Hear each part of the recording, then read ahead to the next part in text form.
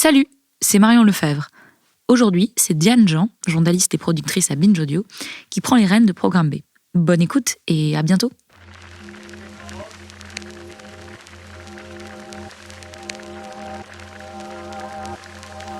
Est arrivé le moment de la vérité. Pour les couples qui ne se supportent pas, pour ceux qui disent s'aimer, ceux qui vivent ensemble depuis une vie entière, ceux qui s'aiment depuis peu de temps, ceux qui ont choisi de vivre seuls par goût de la liberté ou parce qu'ils n'avaient pas d'autre choix, pour les enfants qui n'ont plus école, pour les jeunes qui se désirent mais ne peuvent pas se rencontrer, nous avons en face de nous la vie que nous nous sommes choisis ou que le sort nous a donnée. Notre foyer, non celui de la maladie, mais celui que nous avons construit au cours des années. Je nommerai cela épreuve de vérité. Extrait d'un texte écrit par Cristina Comencini, romancière italienne, publié sur libération.fr le 18 mars 2020.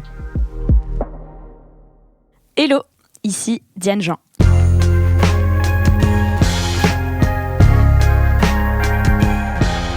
En fait, la première fois que j'ai lu ce texte, la France n'était pas encore confinée. On regardait un peu de loin, un peu avec stupeur, ce qu'il se passait en Chine et en Italie. Et nous voilà, 15 jours plus tard, la moitié de l'humanité est cloîtrée chez elle.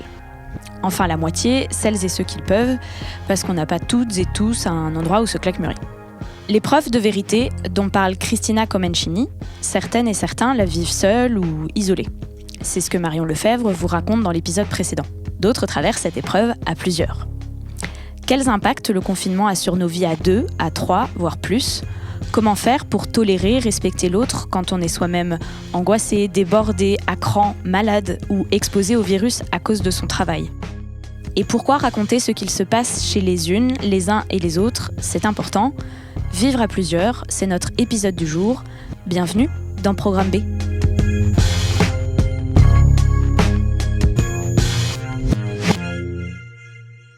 Cet épisode ne prétend pas être exhaustif.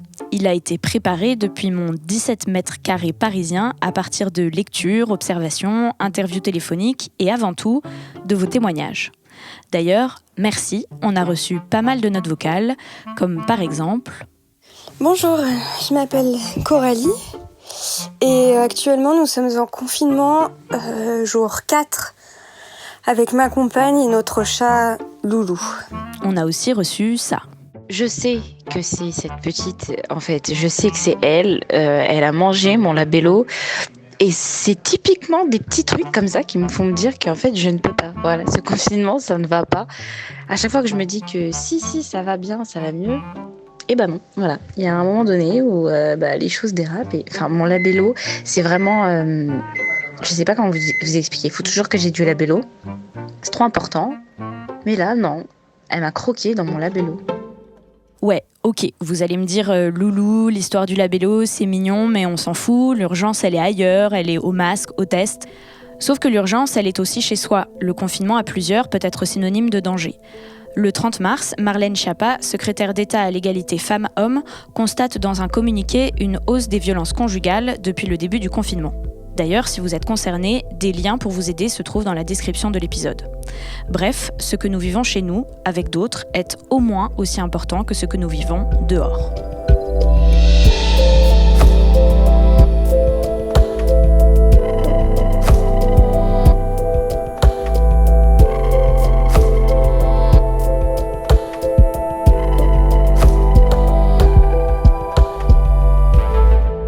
Dans les témoignages reçus, lus ou entendus, quelque chose revient. Travail ou non, enfant ou pas, on passe de fait plus de temps chez soi. Et ce qu'il se passe chez soi en ce moment révèle ou rappelle certaines inégalités de notre société. Nous sommes rentrés des courses. La vaisselle était faite avant de partir. On revient. La vaisselle a encore augmenté. Comment ? Je ne sais pas. C'est les problèmes de vivre à 7 dans cette maison. Par exemple, la répartition ou non des tâches ménagères en temps de confinement dit quelque chose de notre couple, de notre famille, de notre colocation et donc des rapports de force qui s'exercent sous notre toit. Chez nous, ça n'a pas attendu le coronavirus pour que les tâches ménagères soient réparties. Donc chacun a quelque chose à faire et doit faire quelque chose dans tous les cas. Donc autant pour le ménage que pour faire à manger, parce que les enfants sont très volontaires même pour faire à manger. La lessive, c'est moi qui l'a fait par contre. Ça, mais le ménage, la vaisselle, le repas, tout le monde y met du sien. Quand la charge mentale repose sur plusieurs personnes et non sur une seule, en général, ça se passe mieux.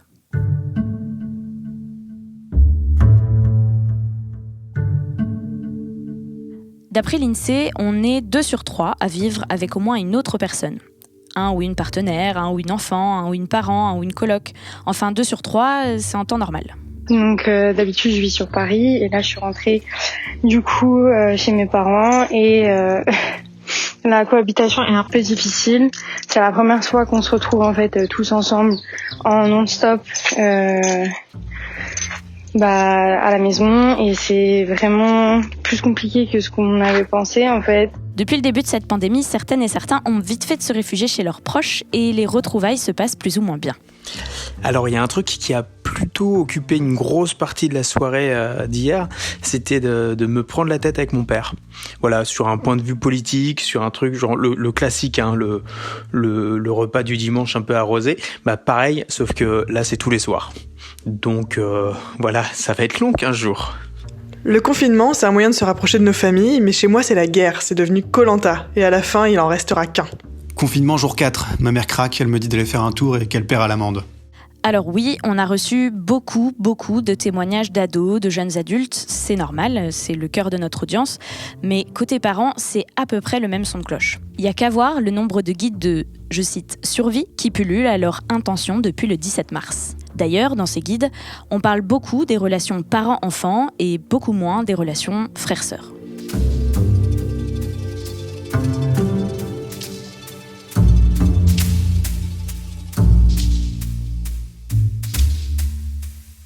Ma relation avec mon frère, elle se passe très très mal à la maison.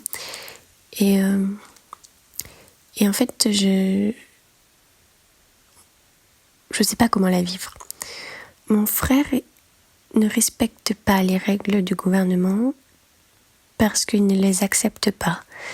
De lui priver de la liberté qu'il a habituellement, pour lui, ce n'est pas possible. Il se voit donc jouer le rebelle et aller boire des apéros avec ses potes. Sauf qu'aujourd'hui, on a 2 parents de plus de 50 ans à la maison et on rigole pas avec ça. Je ne rigole pas avec ça. On essaie de lui faire comprendre qu'il met en danger tout le monde, qu'il ne respecte rien, qu'il respecte personne, mais il ne comprend pas. Aujourd'hui, il ne comprend pas et on n'a aucun moyen pour essayer de lui faire comprendre.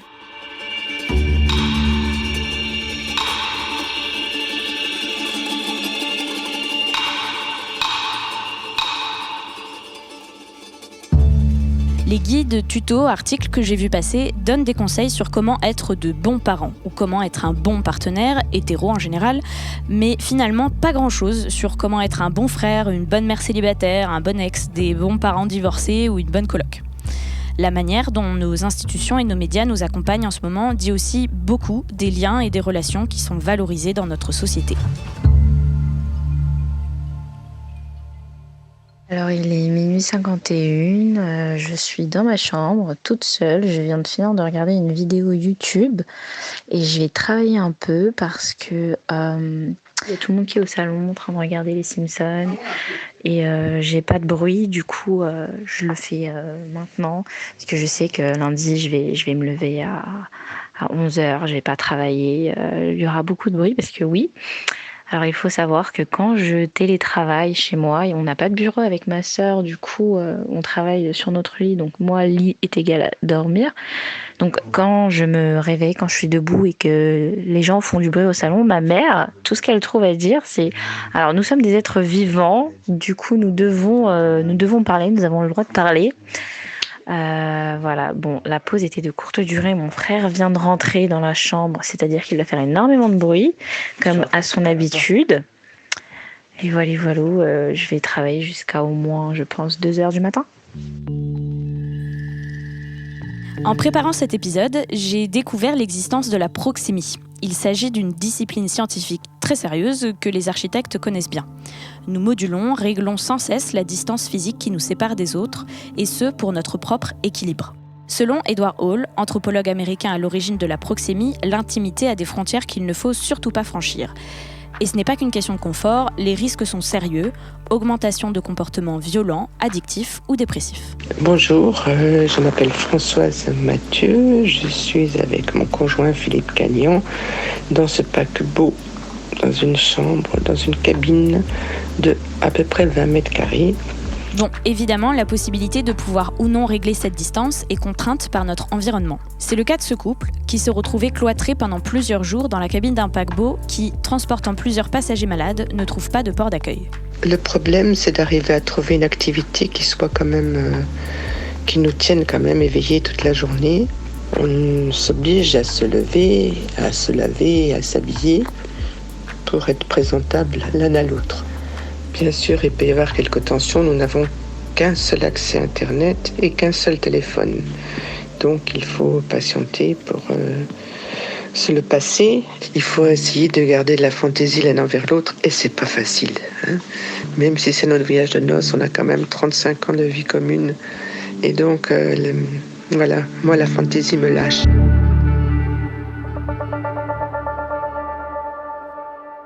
Bref, l'espace dans lequel nous sommes confinés ou semi-confinés quand on continue de travailler impacte directement la qualité des relations que nous avons les unes et les uns avec les autres. Et c'est d'autant plus vrai en ce moment, vivre le confinement à plusieurs dans un manoir ou dans une roulotte, c'est pas pareil. En France, 4 millions de personnes sont mal logées, ils ou elles vivent dans des hôtels, habitent chez des tiers ou dans des appartements surpeuplés. En parlant de distance et de proximité, une autre conséquence que l'on retrouve un peu partout dans les témoignages, c'est à quel point la perception que nous avons du corps de nos proches a pu changer ces derniers jours. Quand on vit avec un ou une malade du Covid, une personne qui continue d'aller travailler ou même juste une personne qui tousse au dîner, le corps de l'autre, qui d'habitude est un corps que nous aimons, que nous câlinons, que nous embrassons, et bien maintenant ce corps peut nous paraître menaçant. Mais le pire, c'est encore la dictée de mots. Nous en sommes au son nieux, comme montagne ou champignon. Tu dis cursive, il dit attaché. Tu dis travail, il dit j'en ai marre. Tu gueules, monte dans ta chambre, ces larmes ont ruiné la dictée. Il faudra tout refaire, et le pire c'est que tu as arrêté de boire. Entre 17 et 20 heures, tu es d'une humeur de fait divers. Salomon arrive, te revoilà plombé. Puis vient la nuit. Elle tousse à côté de toi, dans le lit. Tu as un peu la frousse. Tu imagines 100 points lumineux sur une carte hexagonale, ceux qui te sont chers et qui comme toi palpitent dans le noir. Et soudain, à travers le mur, à 3 mètres à peine, étouffé et bien humain, tu entends les pleurs d'un nouveau-né.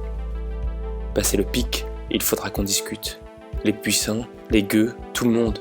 Mettre les choses bien à plat. Vous verrez que nos enfants n'aient pas demain à repasser par là. Extrait d'un texte de Nicolas Mathieu, posté sur Instagram le 18 mars 2020. Les récits que vous avez entendus ont été vécus durant la première quinzaine du confinement. Ils nous viennent d'Île-de-France, de Loire-et-Cher, de Charente-Maritime, de Twitter, Instagram et de l'océan Atlantique aussi. Merci à vous pour votre écoute. Si cet épisode vous a plu, n'hésitez pas à le partager.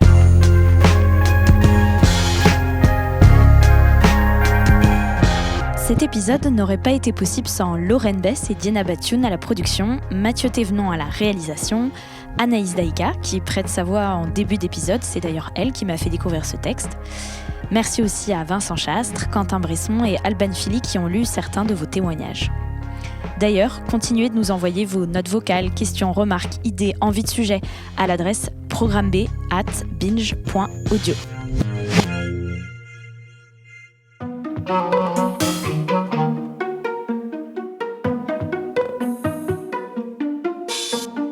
Et pour clore cet épisode, nous vous avons préparé avec Juliette Livartowski un tuto de communication non violente. Si vous êtes dans une situation compliquée parce que l'autre vous saoule, que vous lui en voulez, mais que vous n'arrivez pas à y voir clair ni à le dire comme vous le souhaiteriez, parce que parfois c'est pas simple, voici quelques conseils. Dans la communication non violente, il y a 4 étapes. 1. Il faut observer le comportement qui affecte notre bien-être. En gros, faire un constat de la situation, mais sans jugement. Pas de comparaison, pas de menace, de négation des responsabilités, juste un constat. 2. Exprimer cette situation par un sentiment. En gros, là, il faut exprimer ce que l'on ressent. Pas de mise en cause des autres, mais dire si on est déçu, en colère, désolé, confus, bouleversé, confiant, curieux, etc. 3. Cerner les désirs, les besoins à l'origine de ce sentiment. En gros, pourquoi est-ce qu'on ressent ça ? Ça permet de mettre en évidence nos propres besoins inassouvis. Et 4. Demander à l'autre des actions positives concrètes qui contribueront à notre bien-être. En gros, demander explicitement ce que nous souhaiterions pour que notre vie soit plus douce. Il faut que cette demande soit réalisable, concrète, précise et formulée positivement. Si c'est possible, que l'action soit faisable dans l'instant présent et pas le mois prochain.